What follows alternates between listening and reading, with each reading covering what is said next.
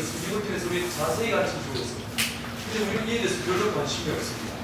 우리는 너무 지금 이 현대 그리스도인들은 오로지 내 개인주의가, 이 개인주의적 영성이 너무 강하게 자리 잡고 있다 보니까 내가 건강하고 내가 평안하고 내가 복받고 내가 형통한 삶을 사는 것, 이것을 우리는 절대가 즐길 때가 얼마나 많은지 모릅니다.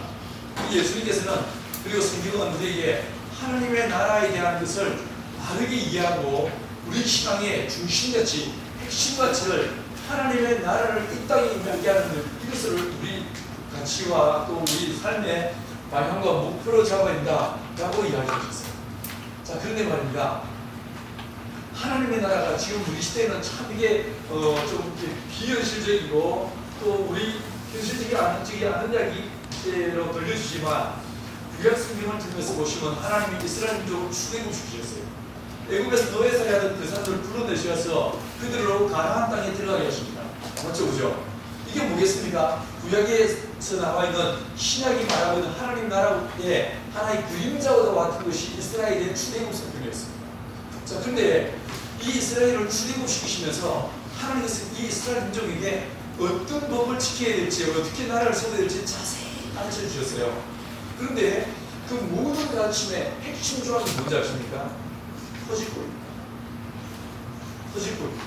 자, 보세요.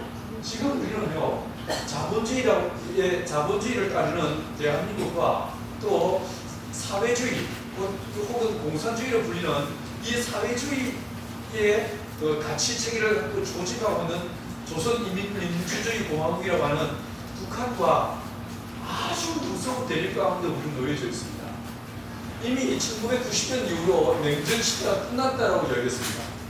이 사회주의의 종주국이었던 소련이 무너지면서 이제는 더 이상 냉전을 할 냉전 시대, 이런 말들이 나오지 이미 수십 년이 지났습니다. 그럼에도 불구하고 우리는 여전히 남한은 사회주의로, 자본주의로, 북한은 사회주의로 극단적인 대립을 보이고 있는 것을 보게 됩니다. 여러분, 진짜 하나님께서 이 만물을 통치하시고 경영하시고 운영하시고 있다면 왜 하나님은 아직도 이 민족을 그대로 이 남북 간의 이 38선이 그어진 방목과 긴장과 대립 가운데 놓여 있게 하실까요? 여러분은 어떻게 생각하십니까? 저는 이 안에 매우 중요한 하나님의 의도와 섭리가 있다고 나는 생각합니다. 자, 여러분, 사회주의가 무엇이고 자본주의가 무엇입니까?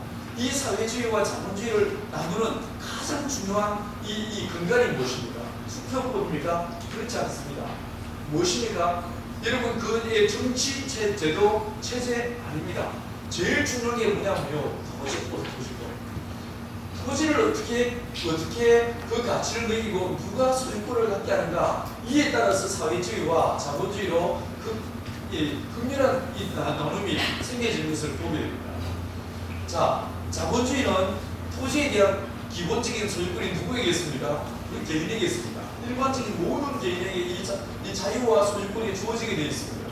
그런데 사회주의는 무엇입니까? 그렇지 않다라고 해서 모든 인민들에게 모든 인민이 나눠지는데 근본적으로 따지고 들어보면 국가가 그 토지를 소유합니다. 소유하고 이 국가가 소유한 토지를 개인에게 나눠줘서 그걸 사용하게 만드는 것을 보게 됩니다. 이 토지에 대한 절대 가치를 누가 갖고 있는가, 소유권을 누가 갖는가, 이에 따라서 자본주의와 사회주의로 극단적인 대립을 보이고 있는 것을 보게 됩니다. 그런데 이 성경에서 사회주의도 아닌 자본주의도 아닌 제3의 길이라고 말할 수 있는 하나님의 놀라운 토지법이 이 희년법이라고 할 수 있습니다. 여러분, 우리는 구약에서 예를 들어서 요한복음 5장 30절에서 예수님이 뭐라고 하시냐면 너희가 성경에서 영생을 얻을 줄 알고 성경을 삼가하거니와 이 모든 것이 누구에 대해서? 예수에 대해서 말하고 있다고 했어요. 그래서 구약에 나와 있는 모든 사건들, 사람들, 그리고 요 절기들, 모든 것들이 그 누구를 말하고 있다고요? 예수를 말하고 있다.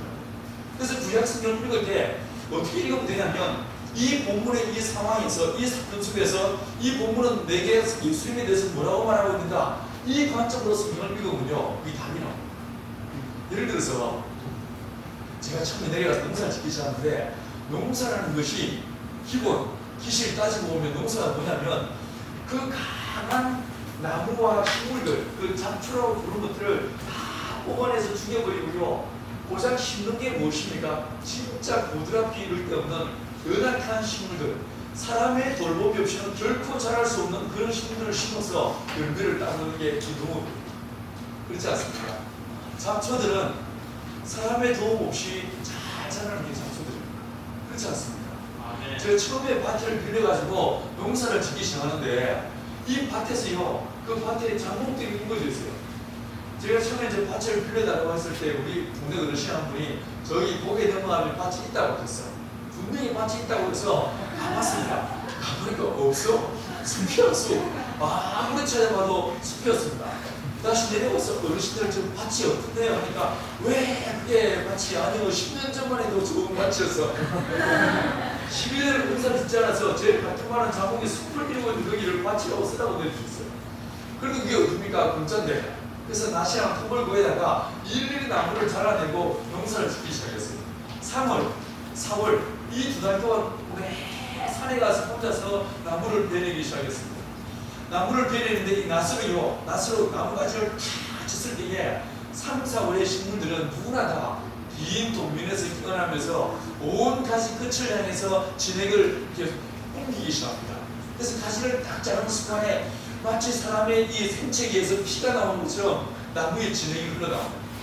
처음에 내가 무슨 생각이 나면 와, 낫지 알겠다 이런 생각하면서 이 낫지를 막 해냈는데 아무도 오지 않은 그 숲속에서 매일같이 그 일을 하는데 어느 한 순간에 어떤 느낌이 드냐면요, 아, 약한 것이 강한 것을 위해서 죽는 것이 이게 농업이구나 라는 생각이 듭니다. 하나님의 창세기 1장에서 맨 마지막 날, 여섯째 날 모든 만물을 다 만드신 다음에 하나님이 뭐라고 하시냐면요, 모든 푸른 식물들을 동물들에게 먹이로 주셨습니다. 먹을 것으로 주셨어요. 여러분, 동물이 먼저 지어졌습니까? 식물이 먼저 지어졌습니까? 당연히 식물이 먼저 지어졌죠. 그죠? 식물이 몇째 날 지어졌습니까? 셋째 날 지어졌습니다. 자, 질문을 또 하나 볼게요. 식물이 먼저 지어졌습니까? 아니면 태양이 먼저 만들어졌습니까? 진짜로? 창세기 1장에서 태양은 몇째 날 만들어집니까? 빛과 태양은 달라요. 첫째 날 빛이 나오는 이 빛은 빛이었습니다. 에너지였습니다. 1월 성신은 몇째 날 창조하십니까? 큰 광명체와 작은 광명체와 모든 하늘의 별들은 몇째 날 지으셨습니까? 몇째 날. 그죠? 식물은 몇째 날 만들어졌다고요? 셋째 날. 좀 이상하죠, 그죠? 우리는 생각할 때 모든 식물들이 태양이 있어서 태양을 통해서 광합 성작용을 해야 된다라고 생각하기 때문에 그리고 우리 태양이라고 먼저 말할 거예요. 그건 아니에요. 성경 그렇게 말하고 있지 않습니다. 식물이 먼저 지어졌고 태양은 넷째 날 만들어졌습니다. 자, 이게요, 저는 이걸 통해서 이 농사를 짓는 식물에 대한 굉장히 중요한 인사이트를 얻었어요. 저는 이제 농사를 지으면서 막 딴 데로 가고 있는데 갔다 올게요. 농사를 지으면서 제가 농업을 책을 봤어요. 그리고 사람들한테 찾아가서 만나서 물어보고 답을 구했어요. 그러다 어느 날 내 안에 어떤 생각이 드냐면 진짜 농사라는 것은 식물이 아니라, 눈에 보이는 식물이 아니라 땅을 가꾸는 것이 농사의 기본이라는 사실을 깨닫게 되었습니다. 농업은 땅을 만드는 것이다. 땅을 진짜 잘 만들어 놓으면 그 땅이 알아서 식물을 내게 된다 라고 하는 사실을 깨닫게 되었어요. 그럼 땅이 뭡니까? 어떻게 해야 땅을 잘 만들 수 있을까? 이게 제 고민이 됐습니다. 그래서 제가 무슨 짓을 해봤냐면요, 우리 마을에 있는 모든 논과 밭들의 흙을 내 입으로 맛을 보기 시작했어요.